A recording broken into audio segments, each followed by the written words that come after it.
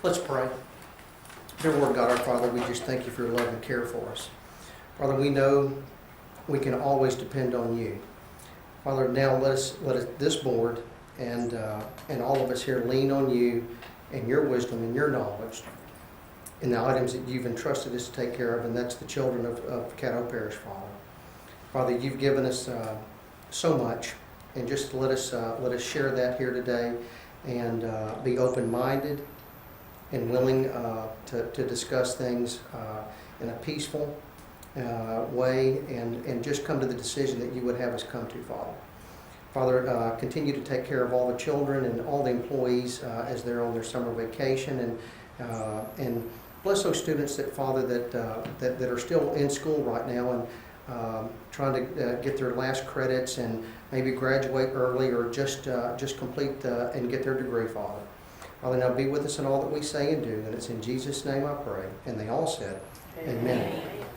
I pledge allegiance to the flag of the United States of America and to the republic for which it stands, one nation, under God, indivisible, with liberty and justice for all.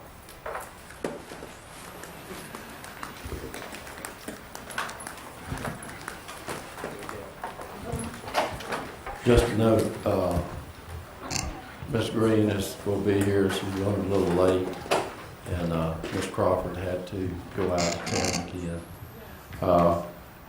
At this time, I'm going to ask Dr. Dawkins to go over what we're going to cover today's meeting. Thank you, President Ramsey, members of the board, members of the audience.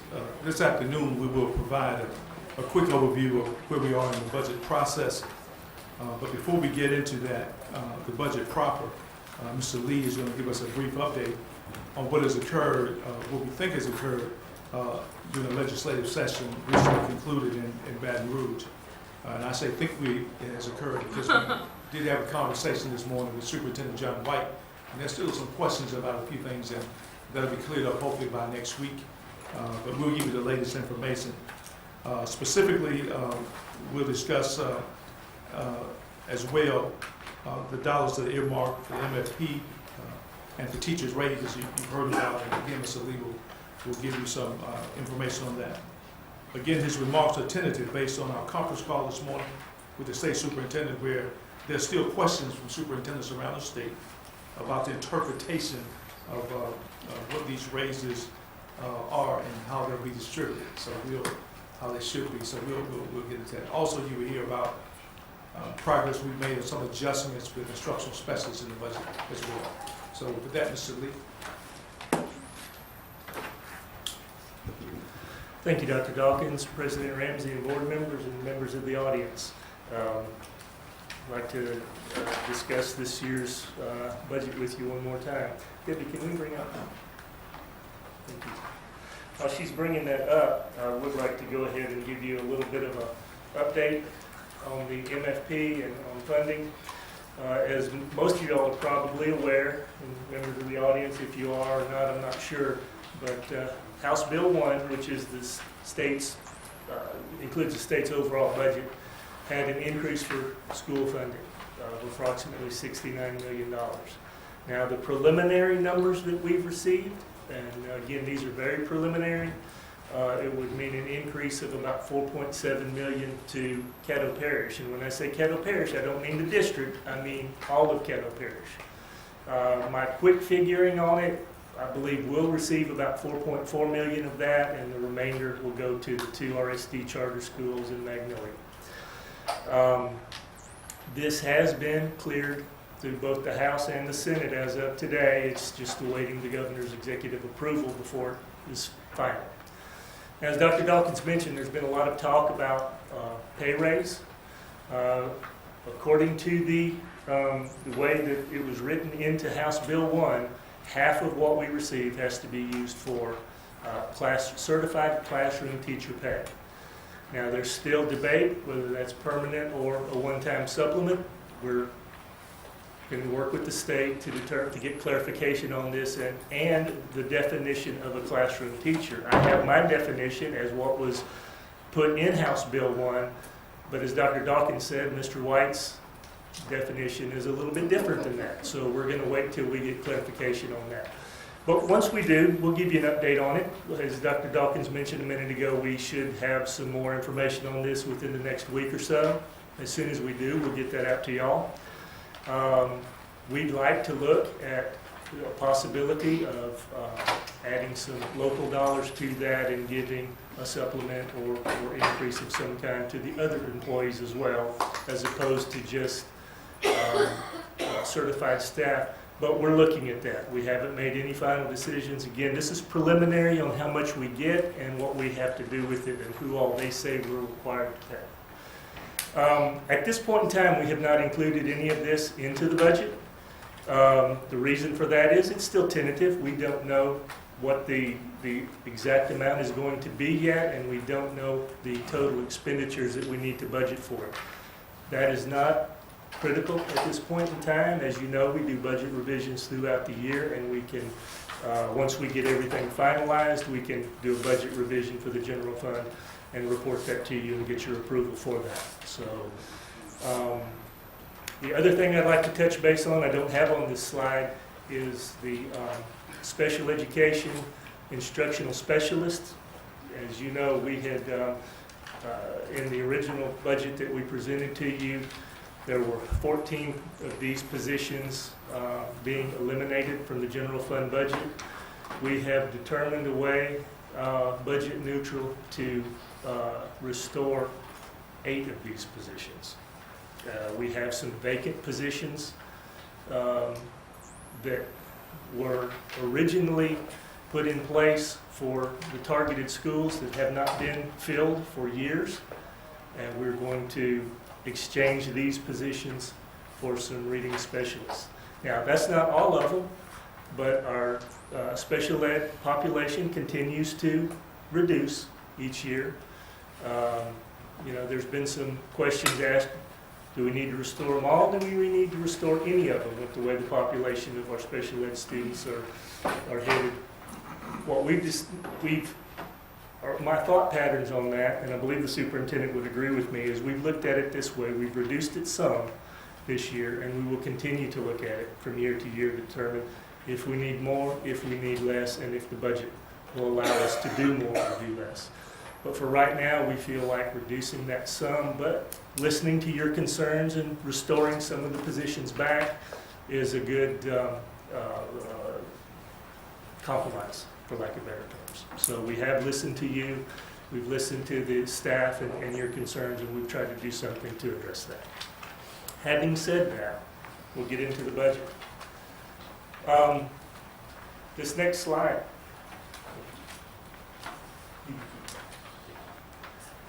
And Matt, before I go on, I'm sorry to interrupt.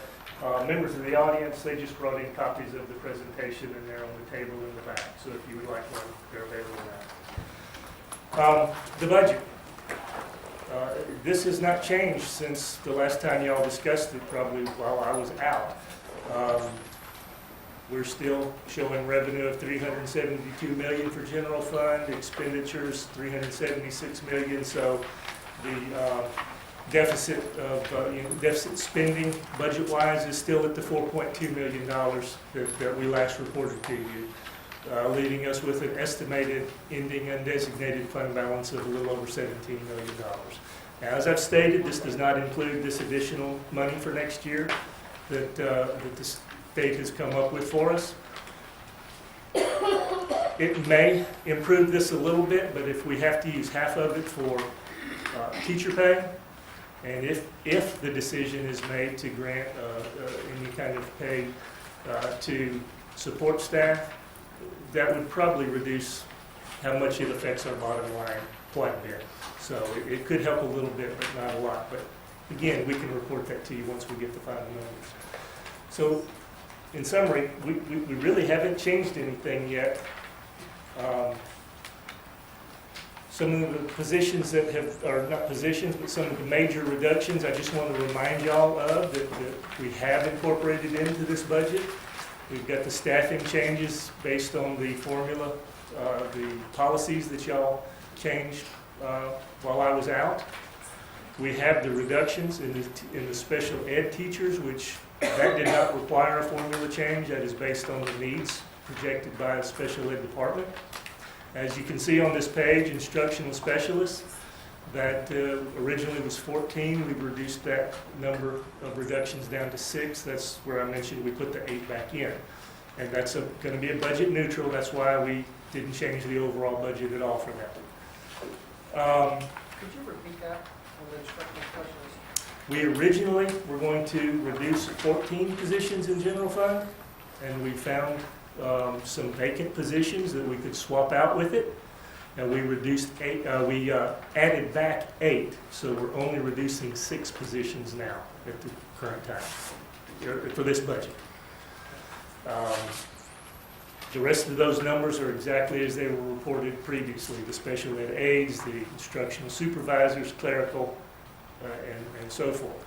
Some additional reductions that are included none of this is new, that we've included in this year's budget is a reduction in the need for some for some substitute teachers. If we have fewer teachers, as I mentioned before, we should need fewer subs.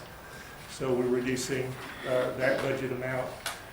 The M&S, some savings in workers' comp, maintenance and transportation, just to let you know that we've looked in various places, not just the classroom, to help out our budget.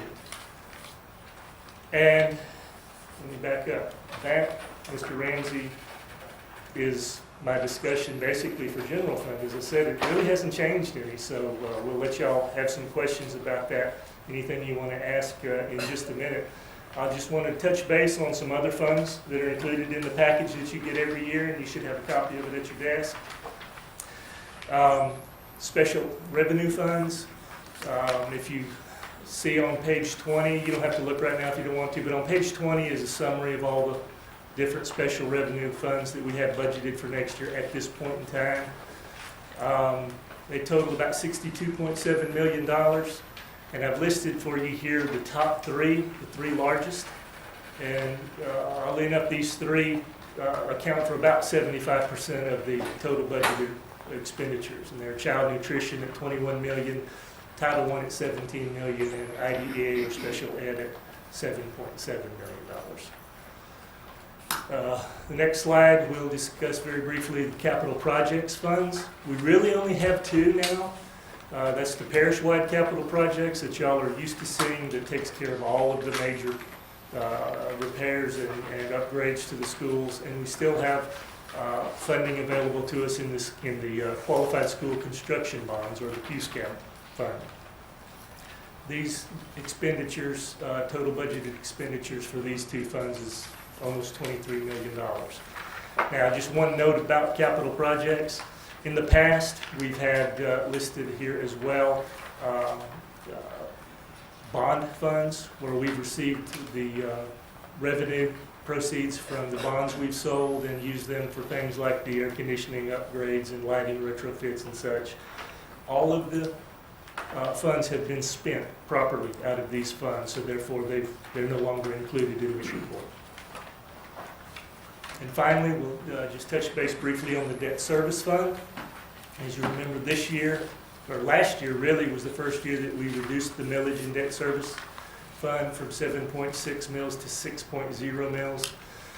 Our budgeted expenditures here is just short of $10 million, and that is strictly to pay the principal and interest and some very small administrative expenses related to the payment of our bonded debt, our general obligation bonded debt, and currently we have about $97 million still outstanding in general obligation bonds.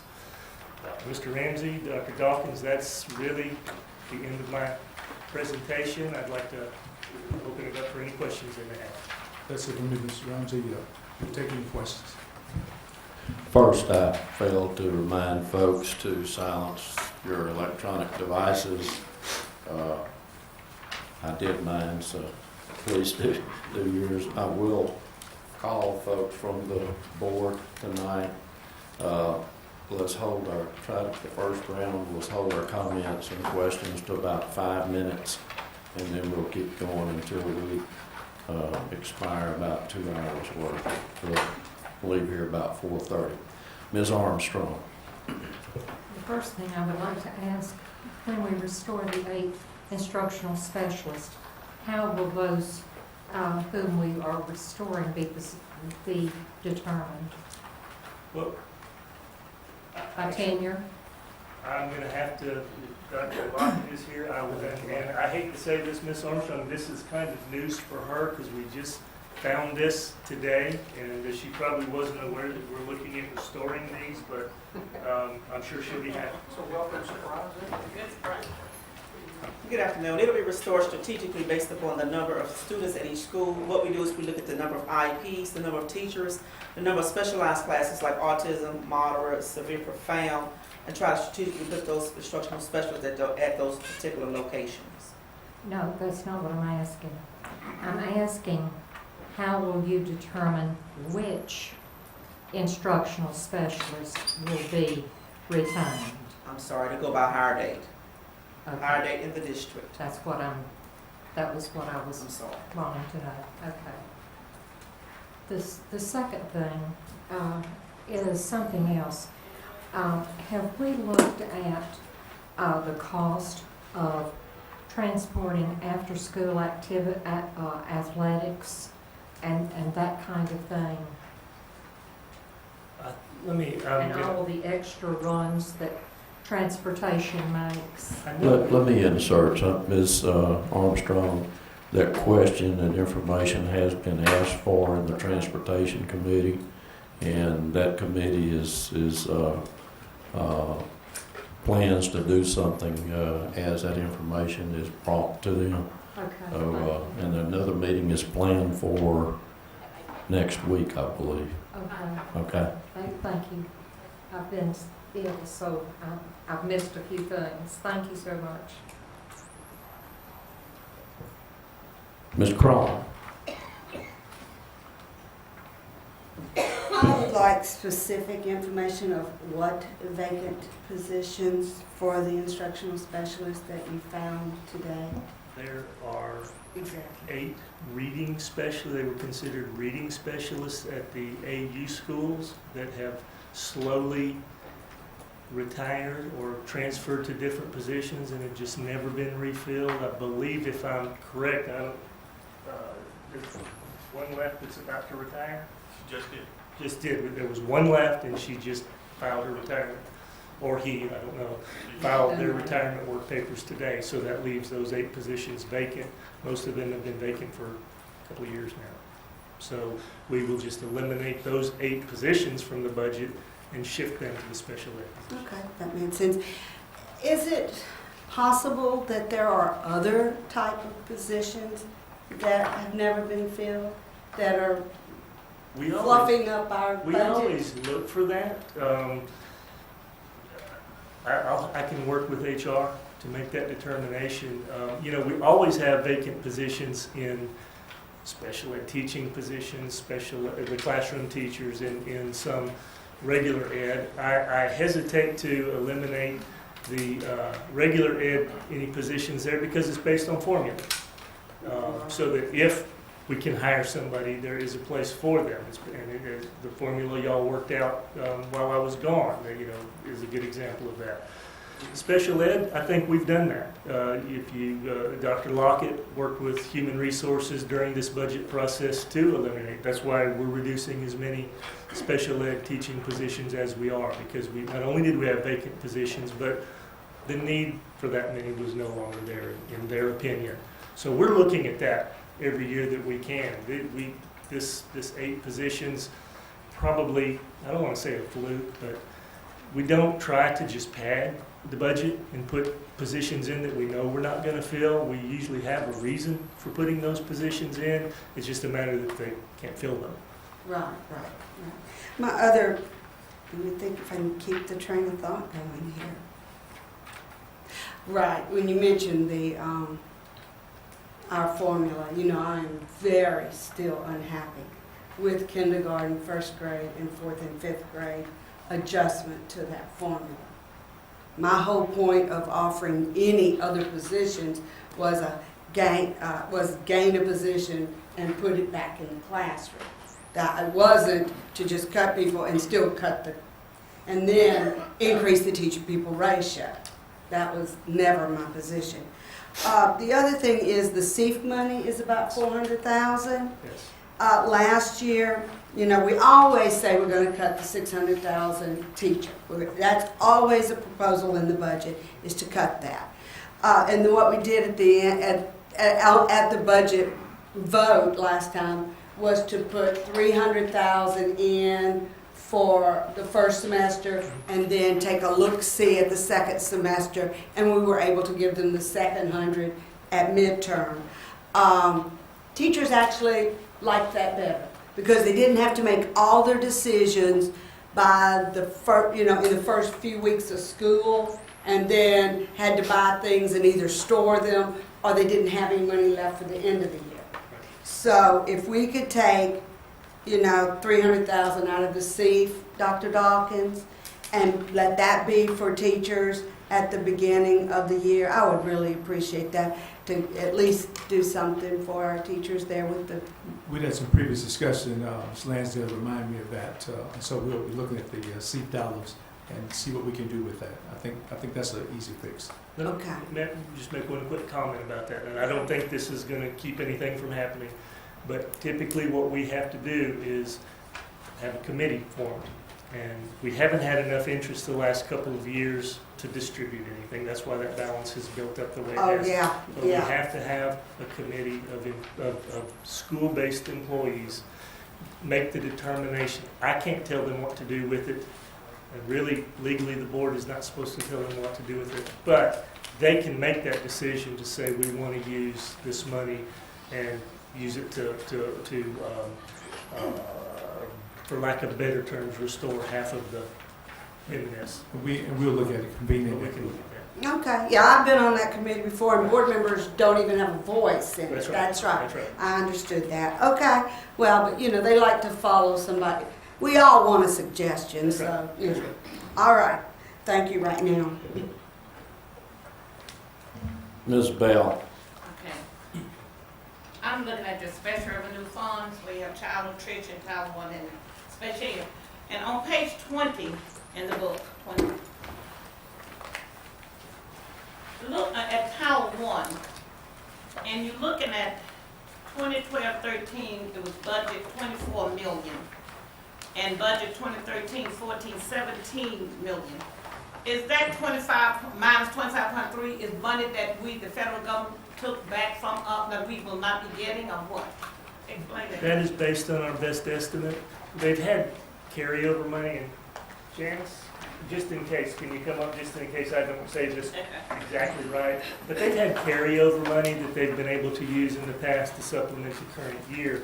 That money, they probably don't, if they have any carryover money, they don't have very much. But also, every federal fund has taken a reduction from the federal So in other government, a words, fairly the large federal reduction. government have just, Yes, ma'am. Is that pretty much yeah, accurate, Janice? That's it? Pretty much. Okay, you can add anything. we have a reduction here. We got a 90%, we always get 90% of our last year's allocation at the beginning of the year, and that's what happened this year.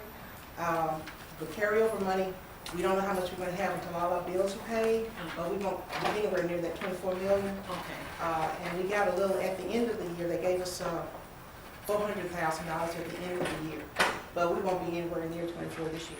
Okay, so really it's a minus. That's money that's been, It's For the just federal, less money okay. that we will the receive. same thing with special ed, I'm looking at a minus with that, that's the same thing, right? Yes, ma'am. That y'all was deducted some money from the federal government. Yes, ma'am. Also, child nutrition. I'm looking Child- at child nutrition, it's also a 0.93.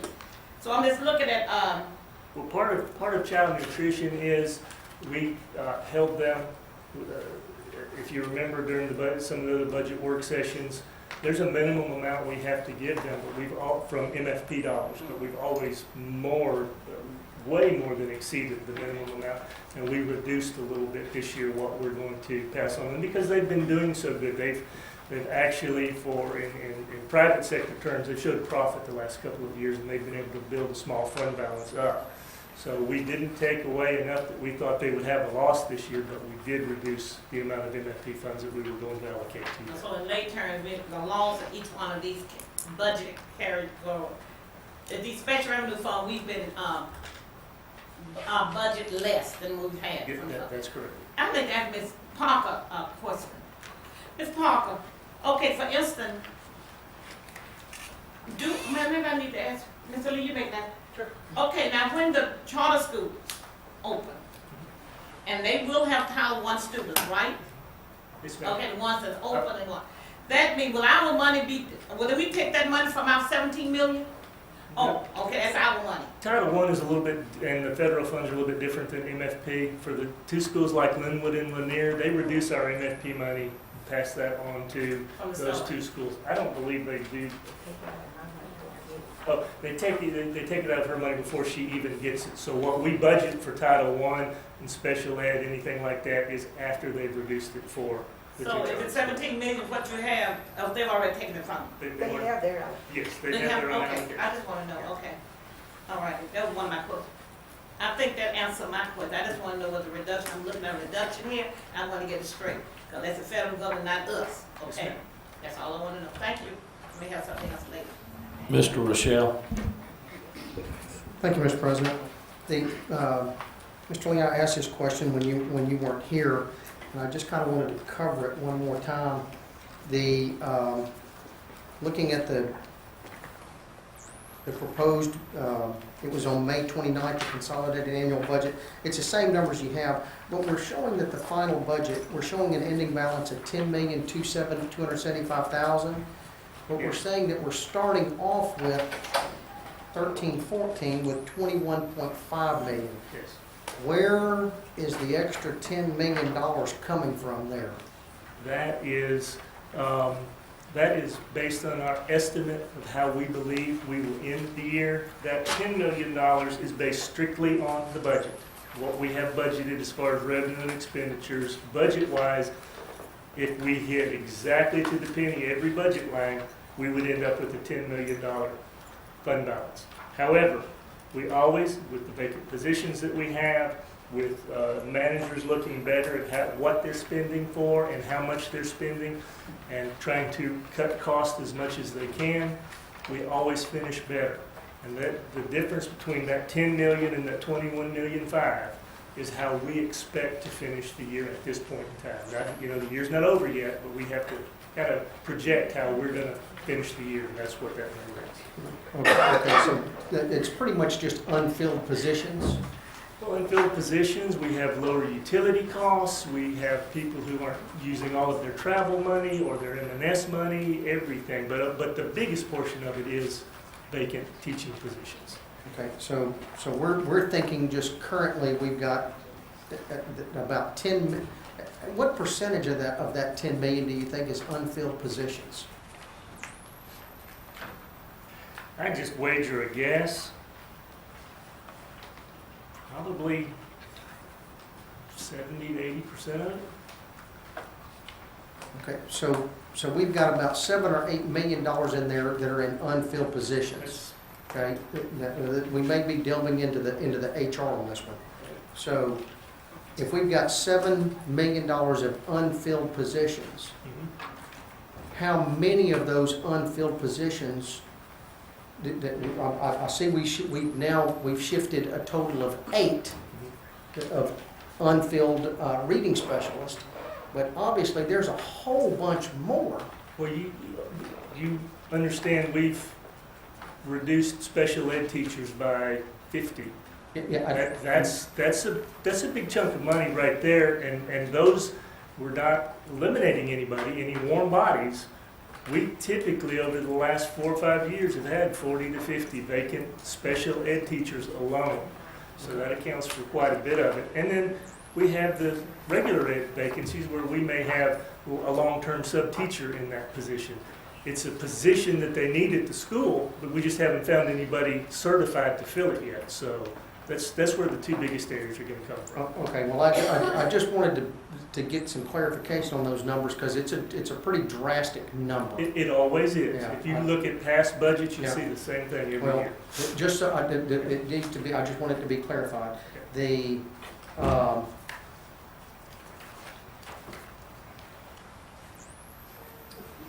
And thank you for getting those positions back. I'm I know that that was a tough one, and I think everybody here on the board had discussions with, with quite a few people trying to see if we could find it, and y'all did a good job, whoever found it, for finding that.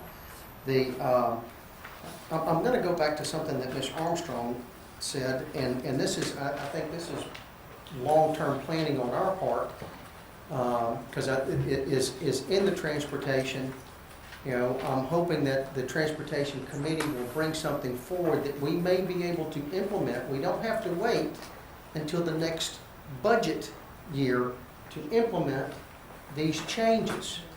We can get started earlier and have a larger impact. Who knows, we may end up actually in the black in our current budget, instead of being $4 million, whatever, it's a little over $4 million difference. So we can have some positive variances in our budget on some decisions that we make prior to the next budget that we have to deal with. Now with that being said, is our benefits that I know that we've discussed this, and I know that Mr. Ramsey has said that it's being addressed. You know, and because I'm looking at the longer term here, do we have any kind of idea of what kind of numbers we may be able to expect to that we may be able to change it at our renewal time, and I think that's in October or November? It is October. Okay. We usually bring it to you. Okay, do we have any information at all that you could be shared with the board at this point in time of what's being considered? There's several things that we're looking at, Mr. Rochelle, but it's complicated. And I'm going to try to explain it the best I can, but it's complicated. There are things we can look at. We can look at passing further portion of the premium on to employees. That would obviously reduce district's costs. We can look at things like reduced benefits within the current plan that would reduce our costs. We can look at putting in a very basic plan for those employees who just don't want to pay a large amount, who may not use insurance but want to have it just in case, that if those employees move from the expensive plan to this lower plan, would save us money. However, as I've tried to explain, and I think Mr. Watson's tried to explain in the past, with the Affordable Care Act, as rich as our benefits are, we're considered grandfathered, which means there's a lot of covered costs that the federal government requires employers to cover through the Affordable Care Act that we don't have to because we're grandfathered in. Because our plan is so rich, they say it may not cover everything that we require you to, but you're so good, we're not going to make it. If we change very much more, and we've already increased the office copay, $5, we've increased a few other things very slightly. Right now, that's about as much as we can do and maintain our grandfather status. So if we make these changes like I've just given you some examples of, we will lose our grandfather status for sure. We have to study this, and we're already starting this. Mr. Watson is looking into this, and we'll probably be spending a lot of the summer looking into this to determine, okay, what is our anticipated cost of everything we have to cover now that we didn't have to cover in the past, that since we lose our grandfather status, now that's more expenses on us. So if, let's just say, for example, we were to pass on more of the premium to the employee and we said that would save the district $10 million. I'm just throwing numbers out here. That would save $10 million a year. We may have another $5 million worth of expenses or $6 million worth of expenses for procedures that have to be covered now at no cost to the employee that we have to pick up and be included in the cost of future premiums. So that savings is going to be offset by additional expenses. That's what we're trying to study right now in research to find out, okay, if we make some changes, what's the associated cost along with those savings, and what is the net savings going to be to the district? Okay. Just for information, Ms. Priest has called a meeting for the very near future, and that is going to be one of the main topics So, but we are gradually, well, not gradually, we are migrating all of these major studies and reviews to the committees. And as we can identify budget reductions, or we may have to identify some budget expenditures, those will be addressed immediately based on what the committee refers.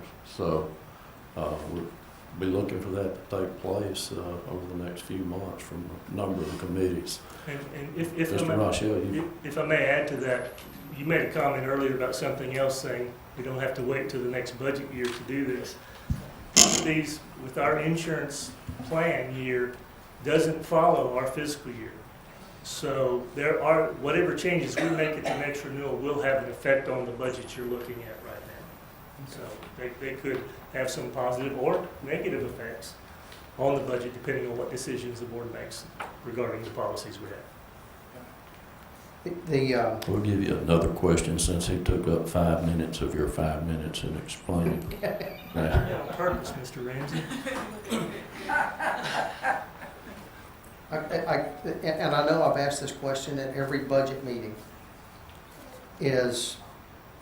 and now that we've made some of the changes in our staffing formulas, in our AB block modification, I really do feel like that some of the areas that we need to be making cuts, the teachers just had to pay for that.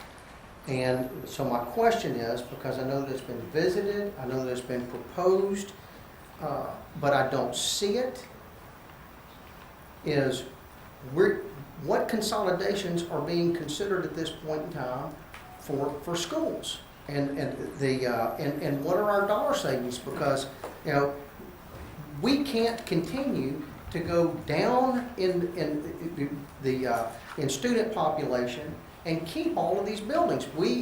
This board admitted that we're going down in student population, so we can't keep teachers. So it only makes sense if we're going to go down in student population, we can't keep all the buildings. Right.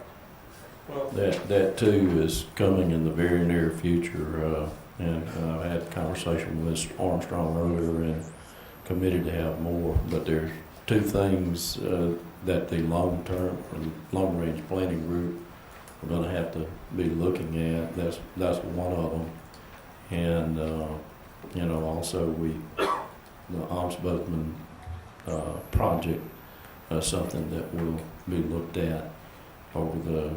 Those are the two priorities that will be in the committee now, and those are things that we're going to be real serious about. And Dr. Dawkins may have something else to add to. We still have available to you, Mr. White, as mostly Mr. Wolf, from the Vision 2020 plan, we had proposed a $24 million savings in consolidations of buildings and all of that, and that template is still there.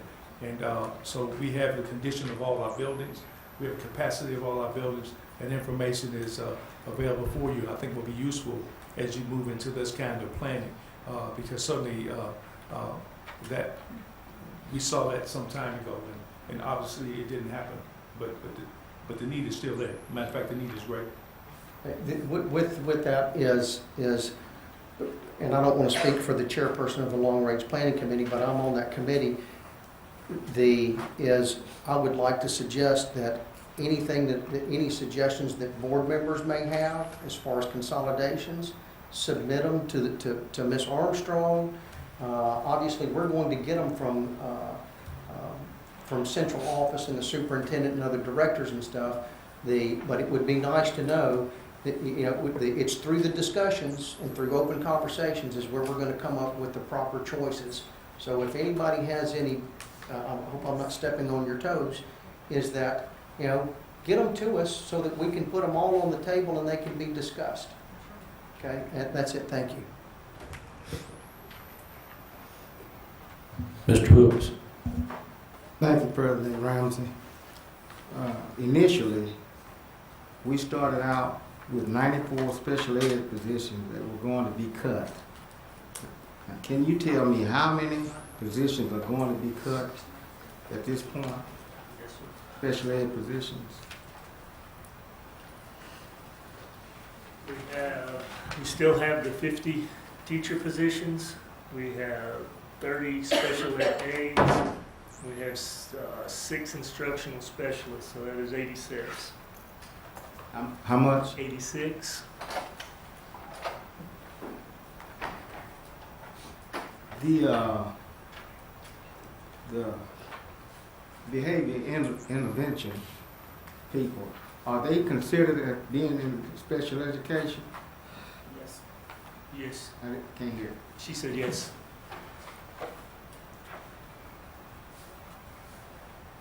Okay. Can you identify for me? I know you said 8 instructional specialists were We're restoring. Restored. We originally had 14, and we reduced that reduction now. okay. What about the behavior interventions? Were any of those restored? No, they were moved. They were moved? They were not moved. Oh, they were not moved. No, sir. So all of the behavior intervention specialists are still in place. Okay. So really, special ed is still the department that has been hit the hardest with cuts. Am I correct? In a sense, yes, but it's based on what their projected needs are. We didn't just make the decision to reduce 50 teachers and 30 aides. That was based on what the special ed department, am I correct in saying that, Sheila? Yes. That that's based on what they projected they would need next year. And today we found 8 positions, right? You think we can find some more like you did today? We can look, but it's going to be hard pressed, I think. My reason for asking, Mr. President, Dr. Dawkins, you got to be careful when you're dealing with special ed because you're running into a lot of red tape and you're running into some problems that certain people can't deal with. You have to be in special ed to deal with that, IEPs and things like that. But we're going to find, I don't want to find ourselves in trouble with the state. And they're very ticky when it comes to special ed. I understand. And that's why we did what we could to restore as many as we could. And we'll continue to look for areas, and you're right, Mr. Hooks, and Dr. Lighter has made it clear that the high incident schools where there are an awful lot of IEPs, they'll be addressed first so that we can make sure we take care of those. As you said, we don't want to find ourselves back in a corrective action kind of situation. Okay. Thank you, Dr. Dalton and President Ramsey. Mr. Pearson. Thank you, Mr. President. I guess I get on the bandwagon too with some begging.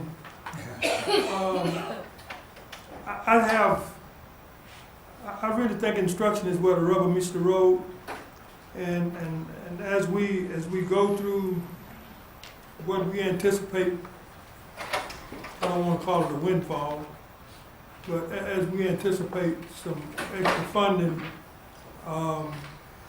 instructional staff has been cut. The instructional staff services has been cut significantly. When you cut 4 people, don't know exactly what 4 people you're talking about, but I do know that there are some critical areas when we start talking about new teachers and the Common Core and other things that has to be taught. We need some people there, especially in those critical areas, to make sure that we do what we're supposed to do the way we ought to do it. So as we go through, and I don't want to make a big issue out of it, but as we go through what we anticipate to be some windfall, not a windfall, I'm sorry, I shouldn't say that, media council out,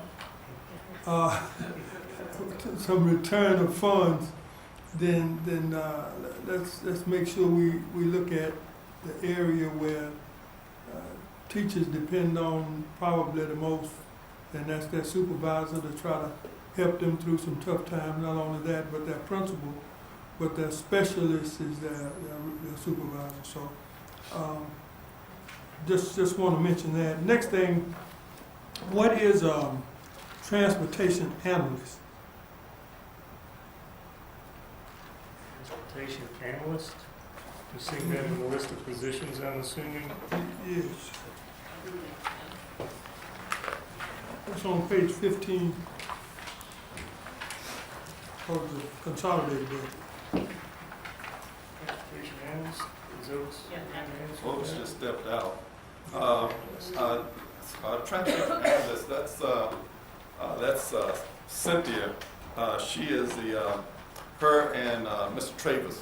They set up routes, they set up the computer system, they manage the GPS system, they manage the camera system, they do the technical part of the stuff in the office for transportation. I didn't know who they were or what, is that Cynthia and Mr. Travis, or just Cynthia, one Mr. of them? Travis, well, there's different categories here Mr. between Travers is going to be under the supervisor. under supervisor. So the analyst would be Cynthia. Okay. Yeah. Just wanted to know, thank you. Mr. Rob. Thank you, President Ramsey. Mr. Lee, I'm on page 9.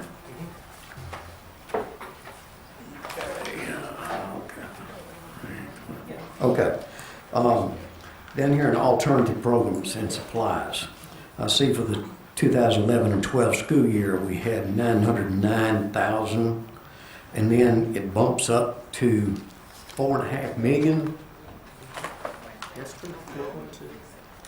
That is the way we had to restructure it for outsourcing.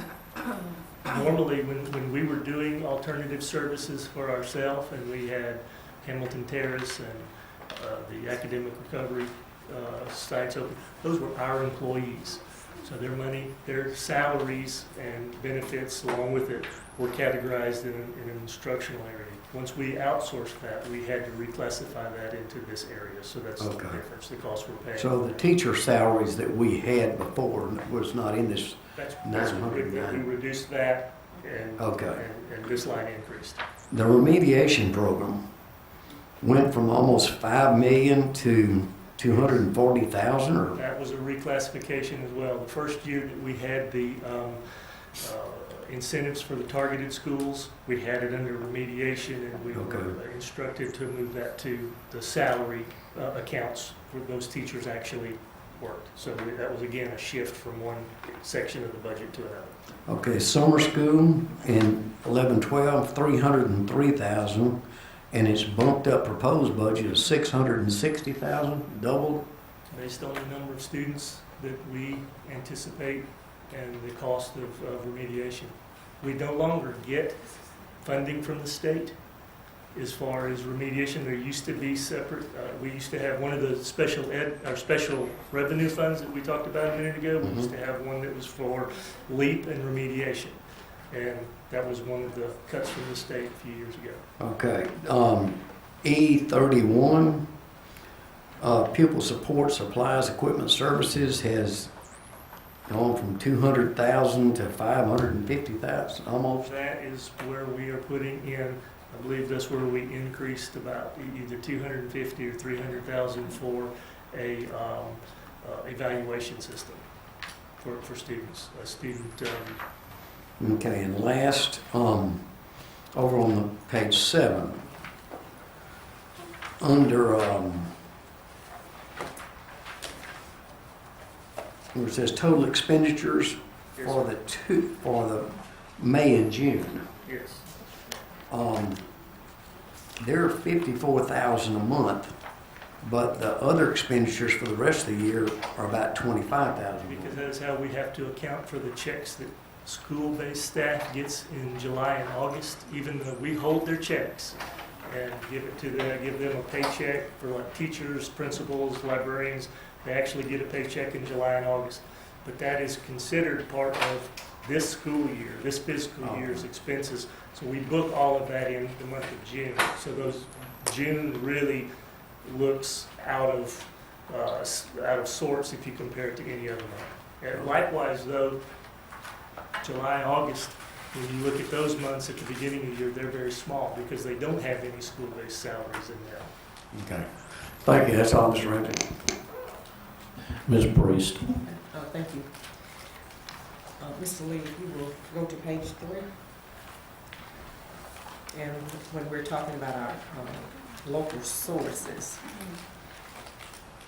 Yes, ma'am. and we state here that we are budgeting our local revenue sources slightly higher than for this current year. Are we, or why are we doing that? And are we taking into consideration all of the indirect impact that could impact this local revenue sources? For an example, the 200 layoffs at Shumpert, the 200 layoffs at Libby, and I know just today with the Barksdale, with the thousands of furloughs, and also LSU.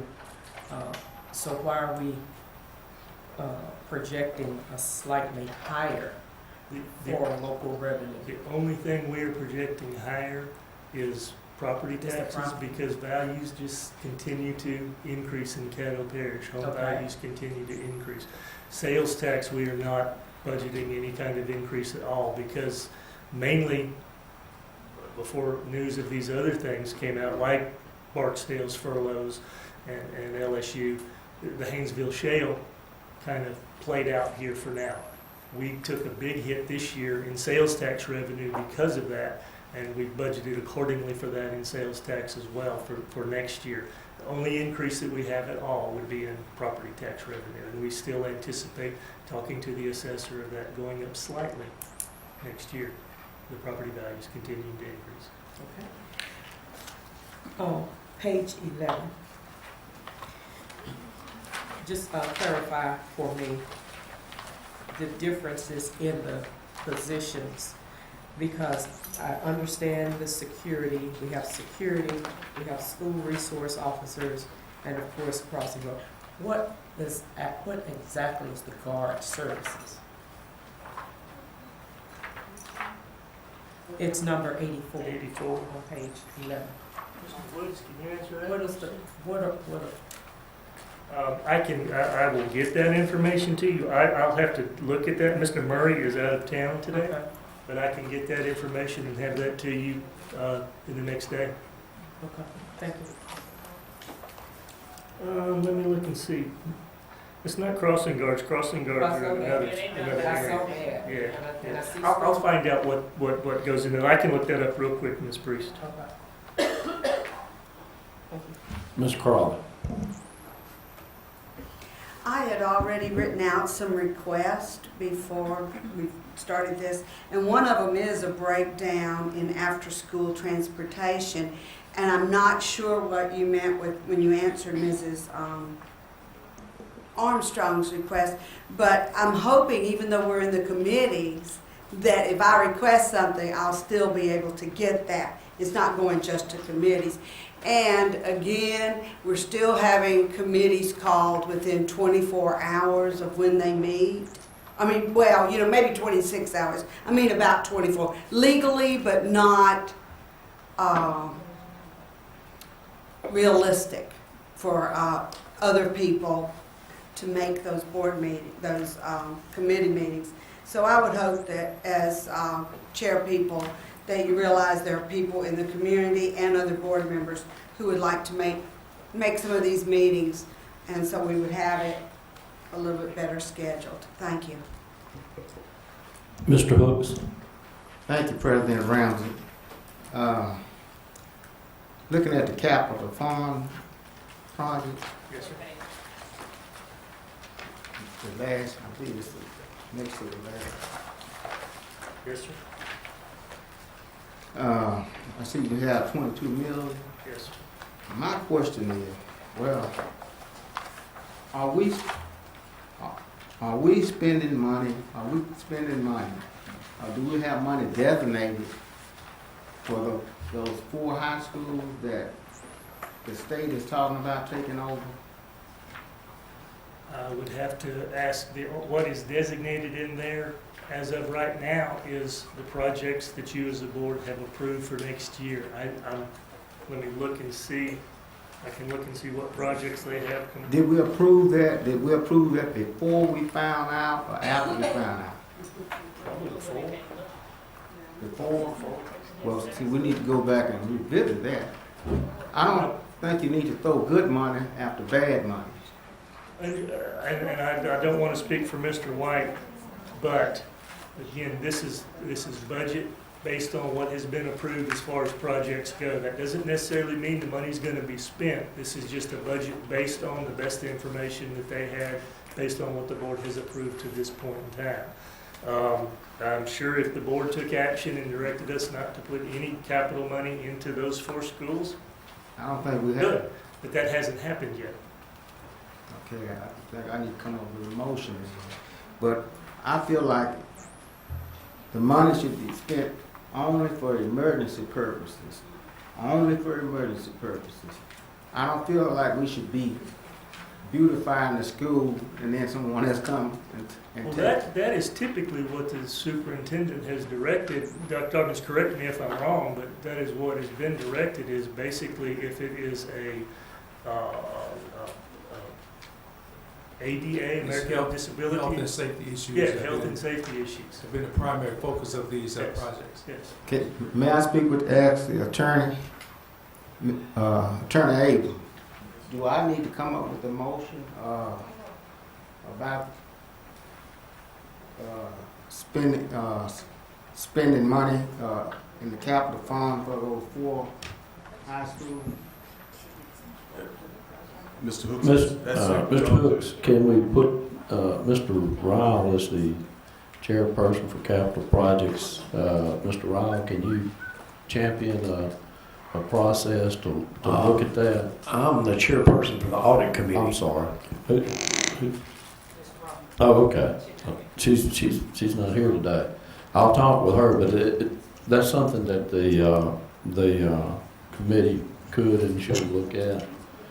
But just perusing through the list that's here, Really, I don't see anything The only thing in those schools. the only thing I see, there's one for Woodlawn as far as roofing repairs, but Yeah. quite frankly, I think you want to do that. I mean, as long as we still have students and the possibility of having students there next year, I think you'd want to do something. That would be what I would consider Well, an I emergency. said emergency, Yeah, okay. and that's an But emergency. that's the only thing on there for one of those schools. Mr. Hook, with your permission, why don't we do that? We'll get Ms. Crawford's committee to review it, and that is a good suggestion. You have my permission. Okay, thank you. Thank you. Are you, any more questions? Ms. Bell? Okay. Mr. Lee, Yes, ma'am. I think, if I'm not mistaken, next year, don't we have to have some kind of, all schools have to be ready for testing on technology or something? What is that? Make somebody from, Next year is the year after. It's called park assessment. okay, what is that dealing with It's technology? making sure we have enough devices because the state test will now be electronically delivered. What did they get it from Dr. Dawkins saying this thing? The test will be electronically delivered in 14, 15, not next year. So we work to begin to address that issue with making sure that all schools have the devices and capacity to deliver these assessments for children by the year 2014-15. Now, in the budget, Mr. Lee has included some dollars to help schools bring them up this year, and there'll also be the following year some requests for budget as well. So we should make it by that time. There's some schools that are ready already. Okay, some ready. There's some that are not. Okay, and so but we'll all of them address- must be ready by. All of them must be 2014. ready. Let me ask you a Okay. question. So okay, I know you budgeted for so many. Will that come out of capital project? No, ma'am. Okay, that'll come out of what? General fund? Okay, that's another budget item that we need to be looking at in long range plan, right? Oh, we got some of it. Probably wouldn't That's hurt. the We've got some, like you said, we've split it up between Okay. 2 years And right the now. state is not gonna help us with that at all, but just mandate that we must have this ready. That's pretty much correct. It's Okay. iPads and laptops. There's some desktops still but the trend is to go to iPads or tablet. And that money. And this is the assessment for the Common Core. So Park is the assessment part. The Common Core is the curriculum part, but now the assessment. And that'll be fully, we have to be ready by 14, 15. And so we're doing part of it this year. And now, other schools have come up. And I said some people are already Park ready, but we still have a group of schools that are not. And so we'll get them up this year and the following year. It's a two-year project. Okay, that's what I'm asking, because see, that's part of the budget too, you know, because we're talking about limiting some of the things in capital projects. Now, let me ask you a question and piggyback on Mr. Hooks. Now, not that I agree with what, because I ain't gonna stop nothing Huntington and my schools need. Suppose the funnies go out at Huntington, no heat. Do that come from capital project if that's emergency? If it's like the boiler has gone out, So, and I think Ms. Hoover said like before high school, anything happen that's emergency, that will also, that's capital project. For instance, one of the schools, buildings are burned or whatever, that's capital project anyway. Okay, I just want to know, because that's, when you talk about you want to stop something's going to happen in regards to what? The school's going to be open until they say no. Anyway, so kids will be in there, like Vincent Wilson. Okay, now thank you for that. Another thing I need to ask you, one more thing about the instruction. What he was talking about, those, what Carl was talking about. instructional supervisors. Okay, now, and I know that's because I'm sure instructor supervisors cannot be principals and everything like that regardless of what, you know, I'm sure we'll try to use them to get vacant some of these principal positions. My question is this, and this probably go to Dr. Dawkins, whoever it is that really and truly, I'm not knocking anybody's job, Lord knows I want everybody to have a job. But right now with all these other corporations laying off and doing all that, I thank the Lord that we are not laying anybody off. My point is this, that if we really in schools, we always look to the academic principal, vice principal, to help that new teacher to come into that room and evaluate us. I'm not knocking the instructor supervisor, they need to tell us what the law is, okay? But if it's not that possible, you got that academic vice principal that's going to help that child out, that new teacher. You're going to partner them in all with that. You know, I would rather, you know what I'm saying, long as we know that instructor supervisors really got the credentials to be principals and everything. But if we have to do that, then you got that assistant principal there that can do all, because that's who that teacher gonna look to anyway. That new teacher, she gonna grab to somebody she can see every single day, and also that teacher next to her, right? That teacher, that mentor. So I can see the point in that you doing belongs. To me, I just feel that instructor supervisors, directors, they know everything. Put them in some principals positions that we have principals. You know, place them in those positions where they can really help.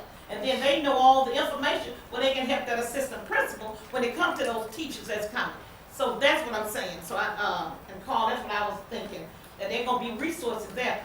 Look like to me, we're gonna have a lot of resources on these campuses that we didn't have before, that we can kind of use and be creative.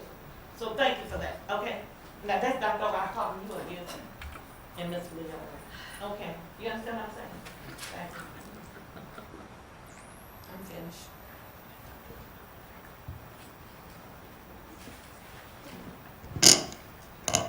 Did I do okay? I was trying to remember what question you asked. So what you talking about? You always tell me before, and now you ask me to talk about. No, yeah, I never heard a question. Ms. Armstrong. Oh, what you call that? Tell me, Ms. Armstrong, the cancer. Comprehension. Okay. I do need to ask a question with regards, going back to previous questions that were asked on page 9 with regards to summer school. Those expenses have increased.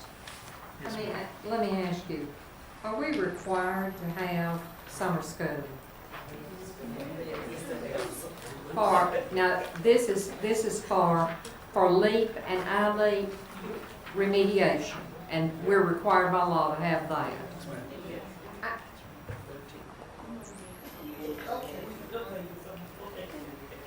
Okay.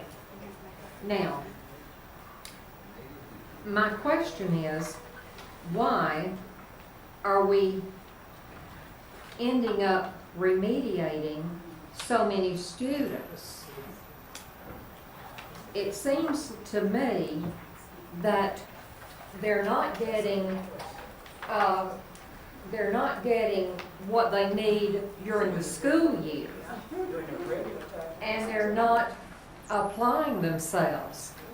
And so it seems to me that we need something in place that will cut down on these numbers rather than increase them. And I hesitate to ask, but are parents ever brought in and made aware of how important things the instruction of their students is? You asked a very important question. Ms. Edwards should address that for you.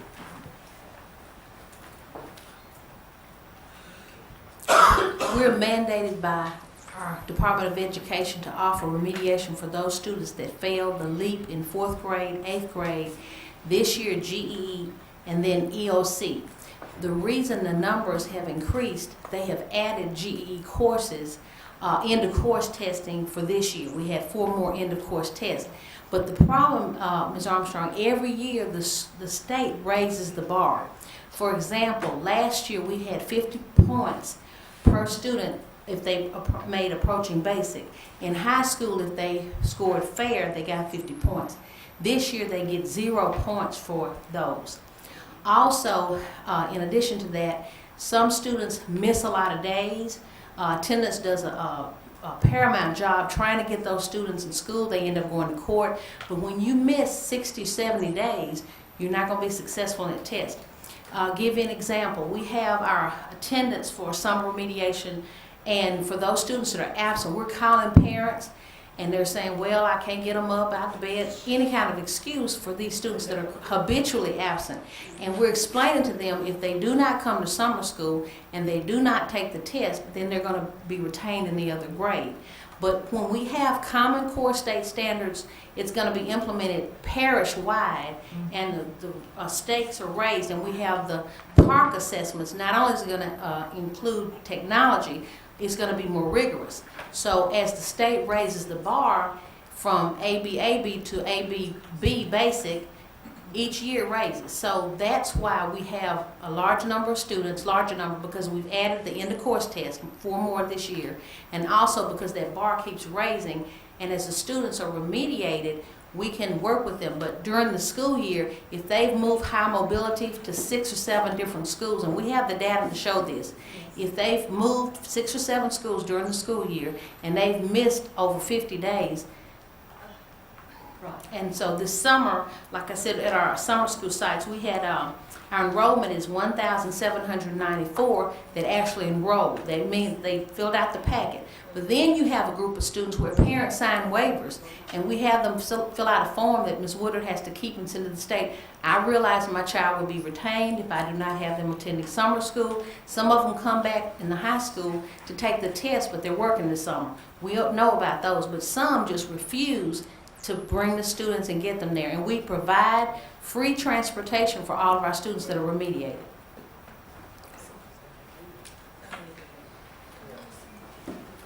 Well, I don't know how we can actually educate parents, and that's the sad thing.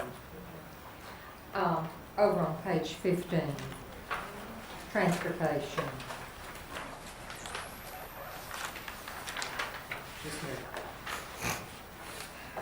I guess this is one of those I remember when questions.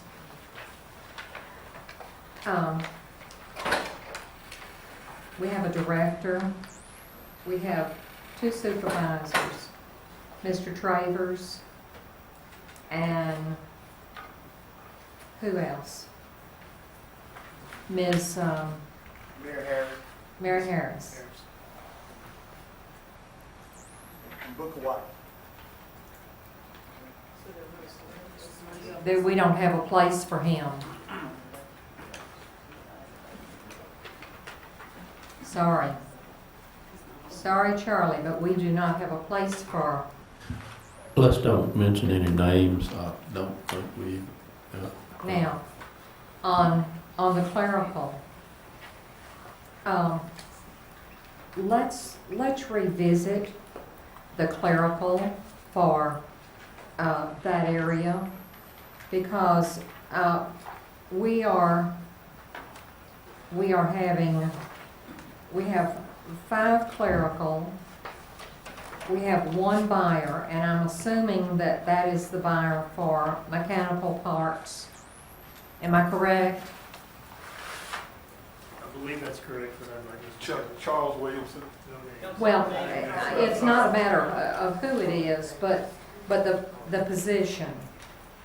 And we've already talked about the analyst, we talked about, and I know about the dispatcher, what they would do. Okay, well, it just seems like that we've got a few positions in that area that we might look at to reduce in that area. So, Ms. Armstrong, let me also mention to you that we have taken on the entire responsibility for all trips coming through our office instead of the schools.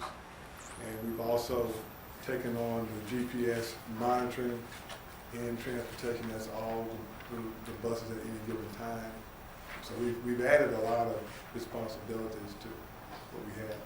and I think that that's one of the things that we are going to be talking about probably in the Transportation Committee, because I think that we are probably overextending perhaps our needs, our responsibilities in that area. So we probably need to revisit some of those responsibilities that y'all been given. Thank you, sir.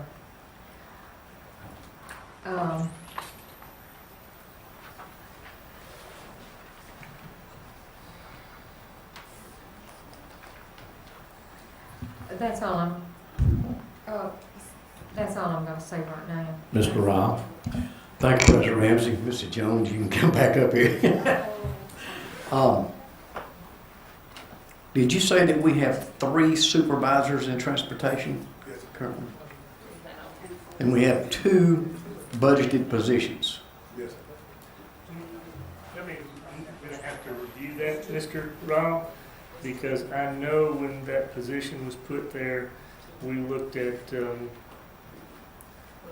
we eliminate some positions when we created that, Mr. 3 other positions were eliminated. Yeah, that's Three bus driving positions. What did we eliminate? 3 bus driving positions. 3 bus driver positions, and so actually our 2013-14,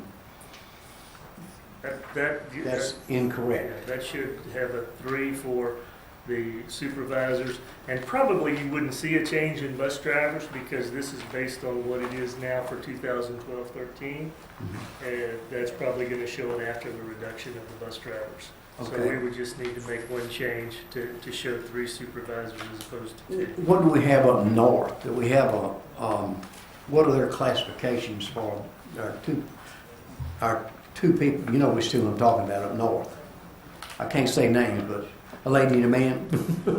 We have a shop foreman and mechanic helpers, and secretary. The secretary would be considered clerical. Would be one of the clerical Would be positions. mechanic. One will be considered clerical. Yes. One will be considered clerical. Okay, that's one up there is clerical, and then mechanics and mechanics helpers are under the same category. Correct. Yes. And the Okay. shop foremen are listed under mechanics. Okay, now, other question about this. Remember you and Mr. Wolfo talked about we did something like 30,000 extra trips a year, field trips and things like that? Well, that's total trips. all trips other than going to school. Total trips, okay, that's, so when it says field and athletic trips, that's not just that, there's other things, right? Yes, that is, all of these under transportation, when you say field and athletic trips, that 250,000, that is, not only that is not only your, extra trips like field trips, things like that, or athletic runs. It probably includes your midday runs where they transport from one So school to another. this is for all the extra That's trips. everything other than the You know, daily that comes routes. out at $8.30 a trip. We do 30,000 extra trips other than bus runs, and we budgeted 250,000 at $8.30 a trip. Now, how much do the schools pay for that? Trips can be paid for by schools, they can be paid for by contract organizations, which a lot of our after-school tutoring programs are paid by them to the school system.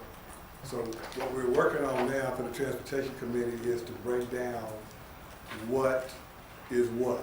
That means Okay. whose trips are these, whose trips are these. But one thing also, that's just really the cost of the bus, the 250,000. Anything we pay the bus drivers is going to be up in the Okay, that's good. Okay. Is summer school free? Remediation for those who did not pass the LEAP or iLEAP or various tests that Ms. Edwards mentioned, there's no charge. However, we do have a high school and a middle school summer school for students that just need to make up credits, and there is a fee charge for those, and those two pretty much break even. Okay. Okay. Thank you. Ms. Green. I'm gonna give transportation a break. However, I did have, and I think I'm gonna go ahead and write it in my request about the capital projects. I had a special request for that, but I want to get back to this park assessment. Miss Bell mentioned technology. I believe I was talking to one of my principals, and she was telling me even the kindergartners are going to have to do the park. Is that accurate,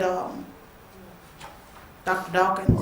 Park assessment, I think will extend to the early elementary. I'm not exactly sure the kindergarten. I know first and second, but we have to be able to deliver. The state is recommending a 7-to-1 ratio of devices to students. We're recommending a 5-to-1, which is better than the state's. And we've assessed every school to see whether or not we have enough devices to deliver these assessments to students. And so that's where we're headed. Yeah, and she was telling me they had to provide iPads for each kindergartner. And I know that's going to be, if you look at how many elementary schools we have in the parish, that's a heck of a lot of.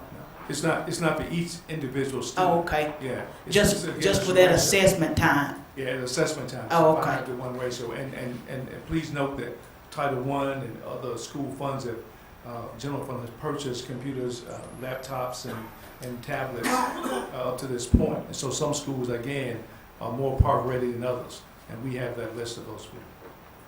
We'll share that with you as well. All righty, I didn't mean to get off subject. I know you were getting ready to pick up that gavel. No, that's part of the budget. Ms. Crawley. What line item is the Parents Resource Center in here? I just know some people who stopped at the end of the year and picked up materials for summer, and it was really nice. I mean, they were handing out $15 workbooks in packets, for kids to do over the summer. So I figured it must be a pretty heavy line item. We get that at a discount when we buy in bulk. Do y'all get it? We get a discount when we buy in bulk, but that's through Title I. That's a Title I. It's Title I, even if the child is not Title I or whatever. It's for any parent that has a child enrolled in Caddo Public Schools. And they can come and pick up all this. Well, I hope that, did you get it all passed out? Yes, ma'am. Okay, I mean, it was nice. Okay, thank you. Ms. Armstrong, Ms. Priest. Thank you. Basically a request as we go through the finalization of our budget process. It appears that we have a real need to look overall at some efficiencies because it's a scattered approach. I know we've talked about transportation and some ways that we can become more leaner in doing some things and more effective and efficient with our resources. But the way we're structured, we are scattered all over this parish. We're shooting ourselves in the foot. You know, every time we make some progress, we're taking 2 steps backward, and we'll never dig ourselves out of the hole unless we really, President Ramsey, take a big look, and I think this is a great opportunity as we finish this process to look at some overall efficiencies. We run transportation all over this district throughout the day, and we're doing it because, you know, we have 5 or 6 people on the bus. They're coming because we have to bring students from West Shreveport to the Career Center, and we need to really look at how efficient is it and what could be some better ways that we could, you know, operate the district as a whole. We can't operate the district the way that we used to operate the district when we had money that was flowing. And we've got to adjust to the times and the situation the way that it is now. Just my. I understand that's fair statement. So President Ramsey. But, and I'll have to say that the Transportation Committee and the staff has already provided a lot of data and looking at that. And I know that that's going to continue. They provided an overwhelming amount of data the first meeting, and those discussions continue. And again, I think the committee meetings have been very efficient, and I think a lot of these things will be bubbled up, and we'll take care of them as we work them through that committee. Thank you for your comments. Ms. Bell. One more thing, observation. I know that during the summer that we cut back on the days, and that's saving money, election and all. But what do we do? Dr. Dawson, that's for you right there. You, or somebody that deals with the plant. For instance, the schools, I know some schools, after a certain time, we just cut everything off, the air conditioning and all. What about the people that work at night? Those custodians that work in the evening? Do we still cut the air conditioning off, or what? I think the 4-day week is to save everything, right? But I do think we have people that work in the evening. Do we cut? Mrs. Smith will address that scheduling Okay, question. Smith, you don't mind, tell me that. The schools or do everybody go home at a certain time since we're on a certain? Depending on what class the schools are, some get off at 7, some get off at 11. Most of the classrooms have override timers on them, so the custodial staff can turn the override timer on, which gives them an hour or 2 in those individual rooms. We monitor the outside temperature and make adjustments all throughout the year, so that, and it may go off it earlier or later depending on what the outside temperature is. But we constantly monitor that. But most of the schools have overrides as well. I mean, they can use the air conditioner while they clean it? Yes, ma'am. Yes, ma'am. Okay, I need to talk to you after this is over. Okay. About something, okay? Okay. All right. Okay, that concludes the question portion of this meeting, which is this meeting. I would like to remind the board that if you have additional questions, you have Mr. Lee's contact number. Please call him early and often. My point is get any question that you have, get an answer. Next meeting We will have a public hearing on the budget, which is part of the process, an early part of the meeting, and then in the latter part of the meeting, we will be voting to approve the final consolidated budget. So if you will, let's try to get all of our questions answered, and then we'll have discussions and move forward from there. Having said there are no more folks on the board, this meeting's concluded. Thank you. Thank you all for coming.